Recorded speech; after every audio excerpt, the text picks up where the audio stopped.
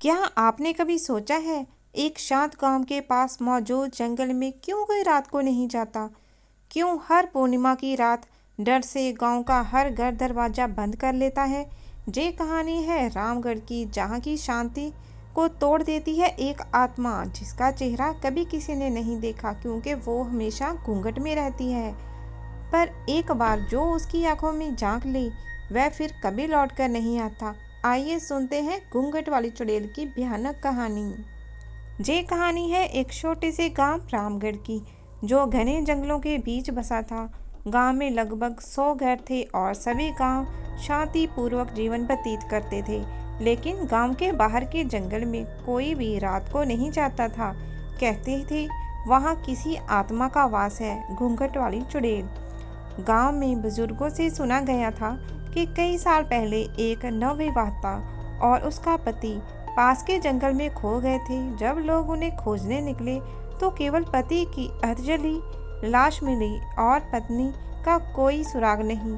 तब से हर पूर्णिमा की रात जंगल में लाल साड़ी पहने एक औरत दिखाई देती है, जो घूंघट ओढ़े रहती है। जो भी उसकी आंखों में देख लेता है वह जीवित नहीं बचता।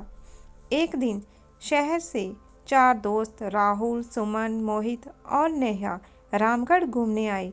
वे सभी आधुनिक सोच के थे और भूत प्रेत पर विश्वास नहीं करते थे। गांव के लोगों ने उन्हें रात को जंगल में ना जाने की चेतावनी दी, लेकिन उन्होंने उसे मजाक समझा। राहुल ने कहा, भूत भूत कुछ नहीं होता यार, ये सब गांव वालों की कहानियां हैं डराने के लिए। मोहित ने हंसते हुए कहा, चलिए आज रात ही उस जंगल में चलते हैं, देखें कौन सी चुड़ैल मिलती है वहाँ। जंगल की रात। अगली रात चारों दोस्त टॉर्च लेकर जंगल में चले जाते हैं। शुरुआत में तो सब कुछ सामान्य था, लेकिन जैसे जैसे वे जंगल के भीतर गए माहौल बदलने लगा। अचानक हवा चलने लगी, सन्नाटा छा गया और टॉर्च की रोशनी झिलमिलाने लगी। तभी दूर से किसी औरत ने गुनगुनाने की आवाज़ आई। नेहा ने डरते हुए कहा, ये कौन है? चलो वापस चलो।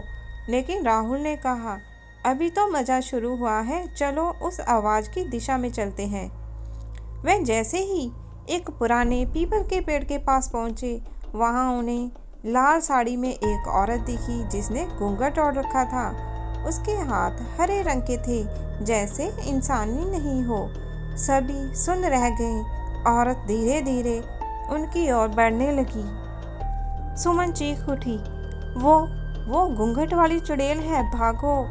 पर अब बहुत देर हो चुकी थी। चुड़ैल ने नेहा का गला पकड़ लिया और उसकी चीख सुनाई दी। मोहित ने बचाने की कोशिश की, लेकिन जैसे ही उसने उसकी आंखों में देखा, उसकी आंखें सफ़ेद हो गई और वह गिर पड़ा। राहुल और सुमन किसी तरह वहां से भाग निकले और सीधे गांव पहुंचकर सबको बताया।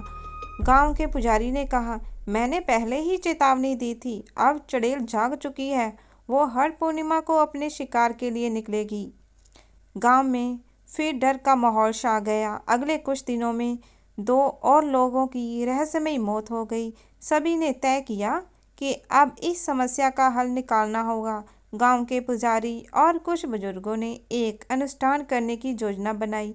अगली पूर्णिमा की रात गांव वाले जंगल में गए।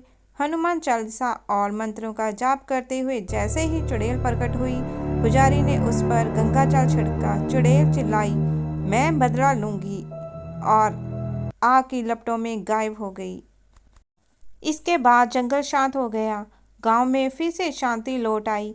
लेकिन कहते हैं, अगर कोई फिर से उस चुड़ैल की आत्मा को जगाने की कोशिश करेगा तो वह और भी भयानक रूप में लौटेगी। तो दोस्तों, ये थी घूंघट वाली चुड़ैल की खौफनाक कहानी। उम्मीद है आपको ये डरावनी ज़्यादा रोमांचक लगी होगी। अगर आपको ये कहानी पसंद आई हो तो इसे लाइक करें, शेयर करें और ऐसे ही और भयानक किस्सों के लिए हमारे चैनल को सब्सक्राइब करना ना भूलें। और हाँ, अगली बार जब आप किसी पुराने जंगल से गुजरें तो याद रखिए, घूंघट में कोई इंतज़ार कर रहा है।